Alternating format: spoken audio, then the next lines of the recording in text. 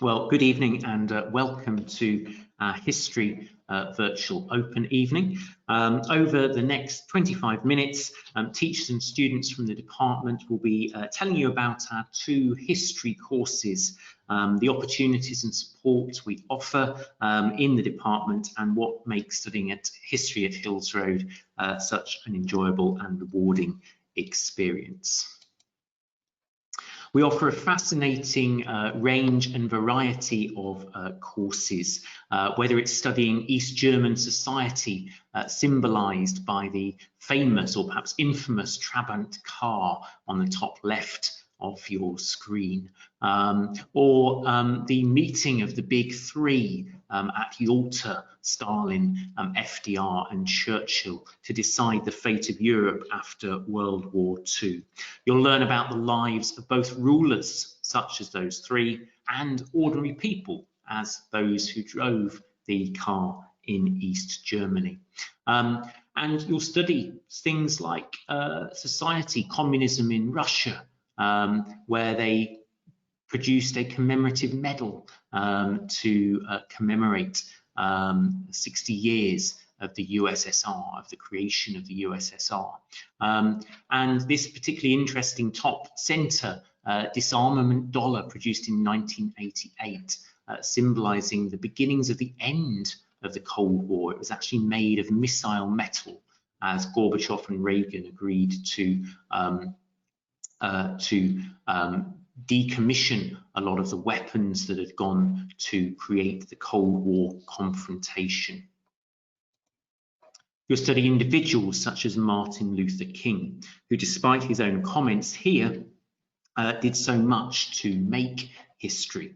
And there's much to discuss, including the role such individuals played alongside perhaps more impersonal forces in society. And obviously you'll study many key individuals, figures such as Oliver Cromwell or Gorbachev or Stalin, as part of your history courses at Hills Road.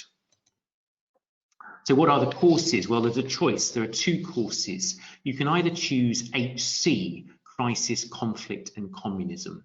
It's with the OCR exam board, as both of our courses are. And the first unit is the Glorious Revolution and the Making of Georgian Britain.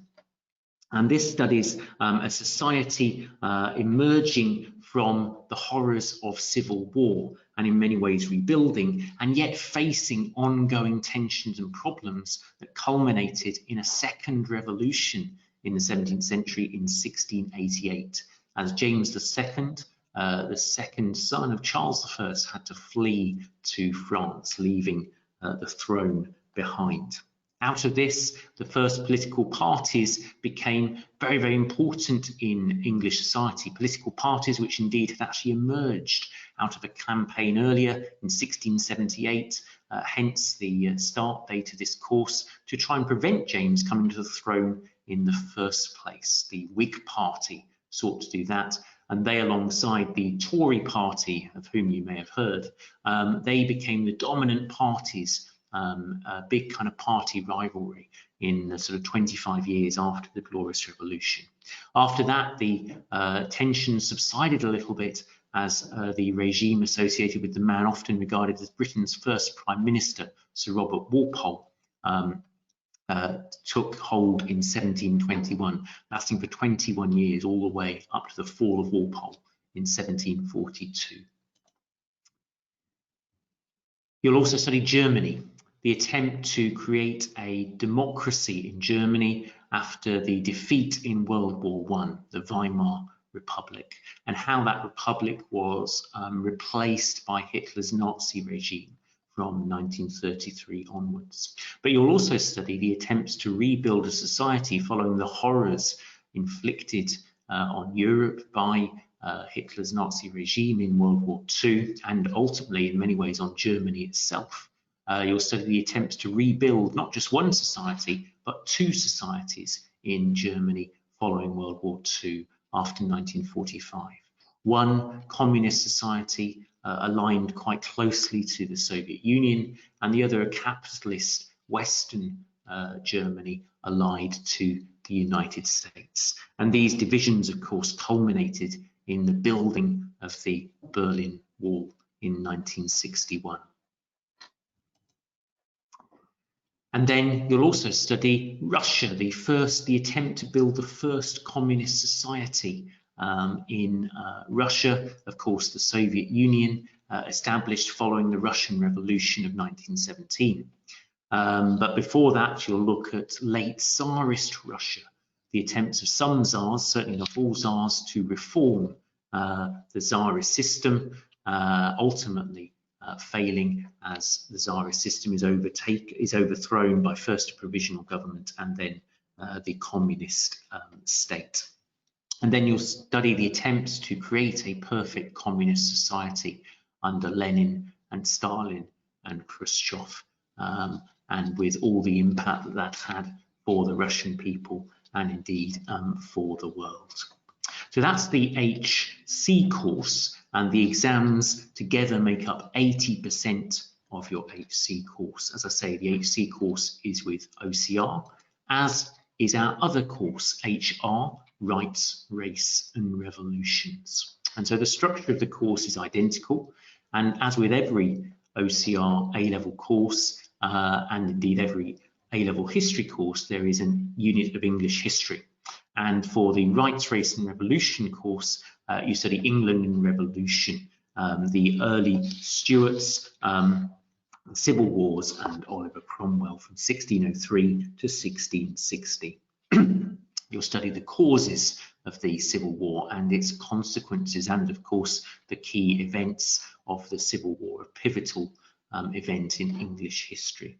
And you'll study the only time that England has had a republican regime, a regime with no monarch, following the execution of Charles I in 1649.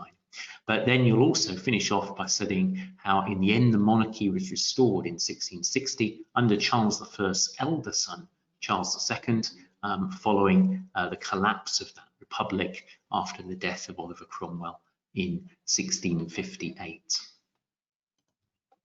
You'll also study the Cold War in Europe, the Iron Curtain, 1941 to 1995, an interesting date range that takes in not just the origins of the Cold War, but also some of the consequences of the Cold War after it had ended in about 1990, looking, for example, at the wars in Yugoslavia in that period.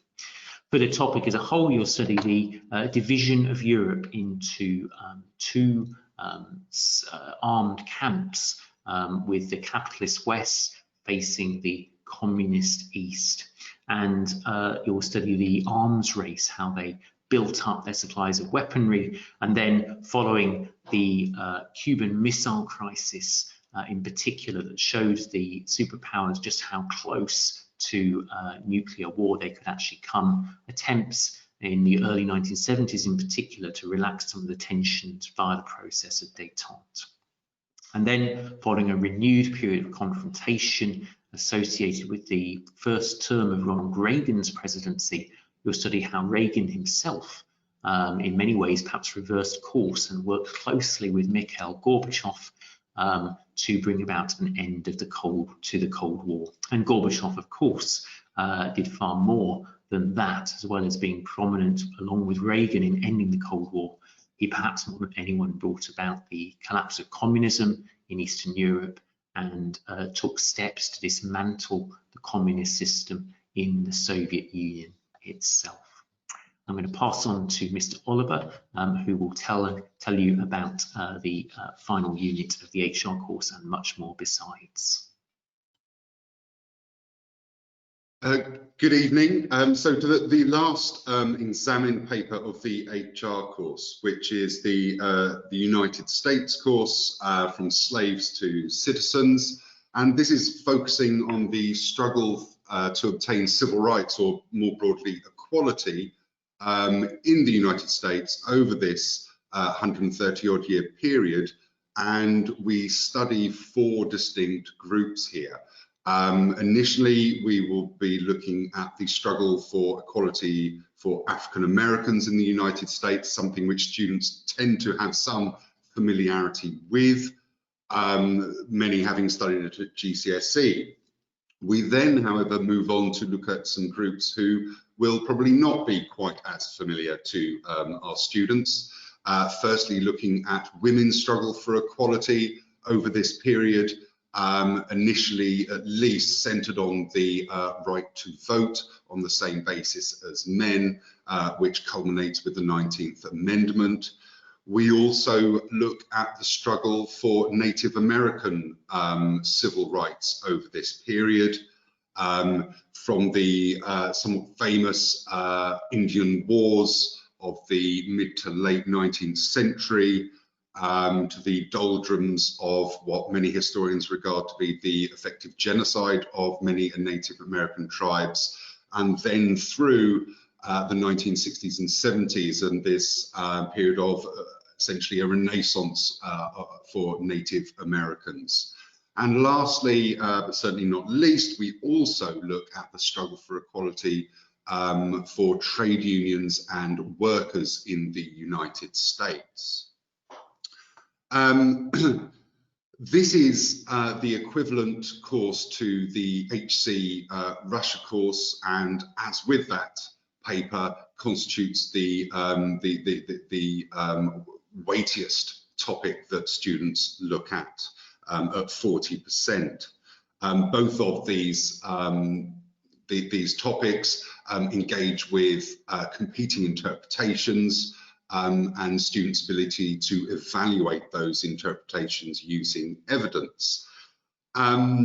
These skills are really absolutely key to moving on to the next level and taking degrees. The next component of the course is the coursework, the final 20%. And here we offer, once again, a good degree of choice. Currently, we offer 3 options for students to take.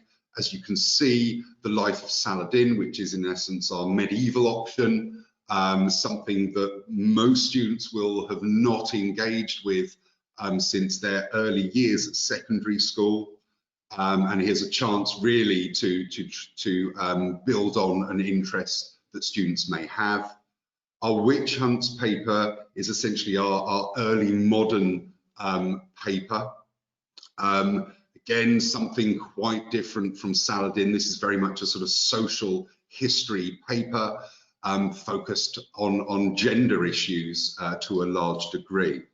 And last but not least, we have our modern history paper, Robespierre and the Terror, looking at this, or one aspect of this absolutely pivotal event in modern history, what many historians regard as introducing, giving birth to the modern world, the French Revolution.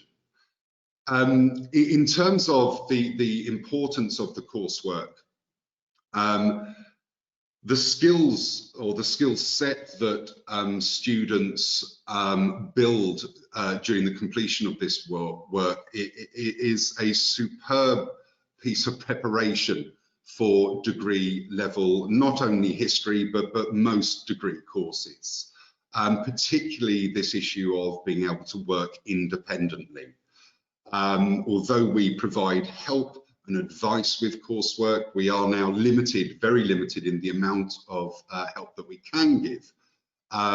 Students find this an incredibly valuable exercise, despite the fact that it is also very challenging, and it really does put them in a great position to be able to reach their full potential, not just at A level, but at degree level as well.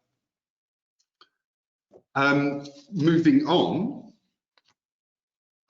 student performance at Hills is something that we are extremely proud of, and you can see from the figures that you have here, it is significantly above the national average, and that is regardless of whether it is the HC or HR course.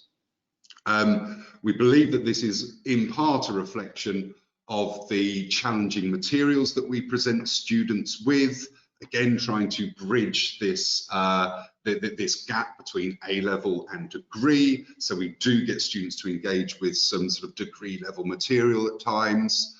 But it's also a reflection of the degree of support that we offer, and indeed, of course, most importantly of all, the commitment of our students. As I say, we're delighted and very proud of the attainment of our student body. However, one thing that we do like to emphasize is that more than anything else, we love to teach our enthused students. And what we really want to foster is an enjoyment and love of the subject more than anything else. I think probably the grades are a reflection of that, to be frank. Once again, I would reiterate that the students because of their levels of performance, are able to reach destinations which they wish to attend, and are well prepared, particularly as history is such a well-recognized subject by all universities.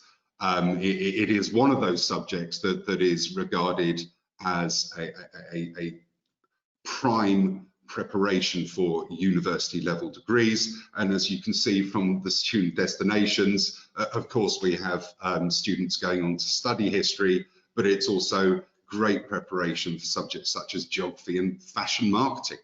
So it really is a great subject to pick. You will not find yourself closing any doors with a history A-level. Last but certainly not least, I want to emphasize the issue of support. Once again, this is, as a department, one of the things we take great pride in, and this really comes alive in this forum that we offer, History Plus. At present, this is online due to current circumstances. In normal times, this is essentially a drop-in surgery.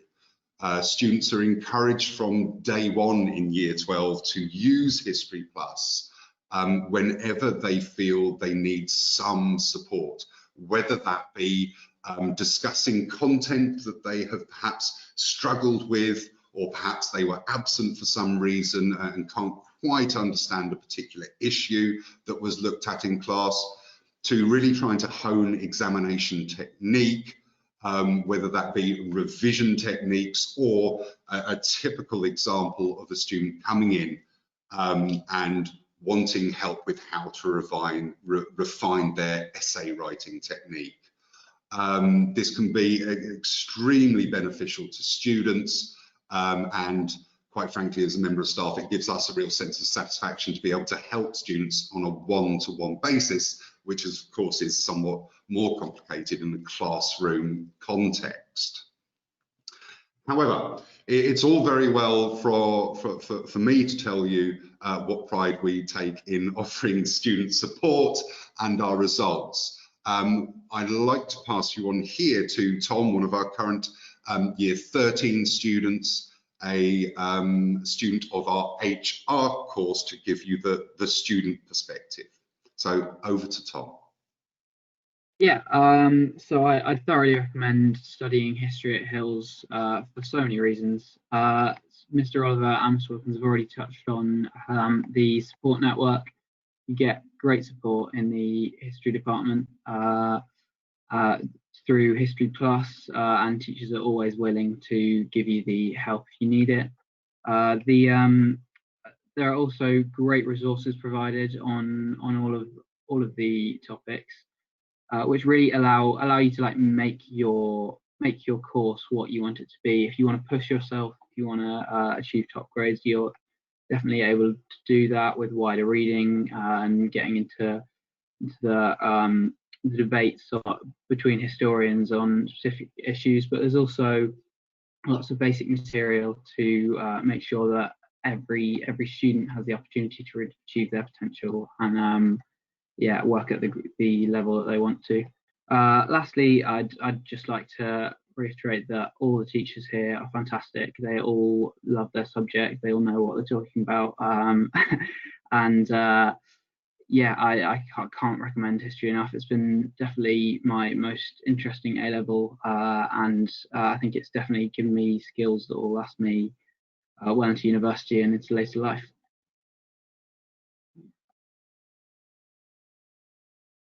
Hi, I'm Matilda, and I do history along with English language and sociology. And for me, it's really helped me be able to develop my analytical skills and apply this to sort of develop and be able to come up with a coherent argument. And that, I think, is such an important skill that translates into wider life aside from just studying in school. Like Tom said, there's great resources. We've got packs full of really interesting things if you do want to delve deeper into what you're more interested in. Yeah, there's a really supportive Teams group at the moment. History Plus is a Teams group, and it's always very active. But yeah, so I think for me, history has been so enjoyable, and I think it's such a relevant topic to be studying, to be able to understand our society and other society, which is just as important. And so yeah, I think history is so beneficial in so many different ways, and I really enjoy studying it. Yeah, so same really. I'm not really sure what to add, but history is really good. I find all the lessons really engaging. The teachers are great. You always come out of lessons feel like you've learned something, which is always good. And they go into really great depth. So if there's something that you're not aware of before going in, you'll definitely understand it coming out. So yeah, it's really good and highly recommend it.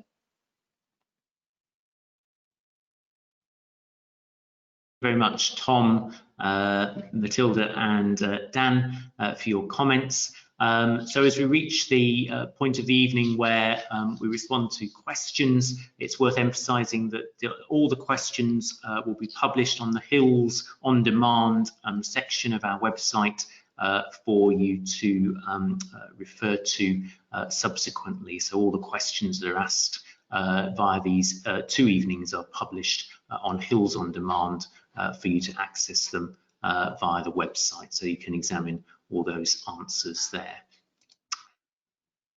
And the final thing for us to say for tonight is thank you very much for watching this presentation. We very much hope that you'll want to study history here, either of our courses, HC or HR. The choice is entirely yours. You can apply for either course. We hope that there's plenty that will interest you in them, and look forward to seeing you here to study the subject. Thank you very much for watching, and goodbye.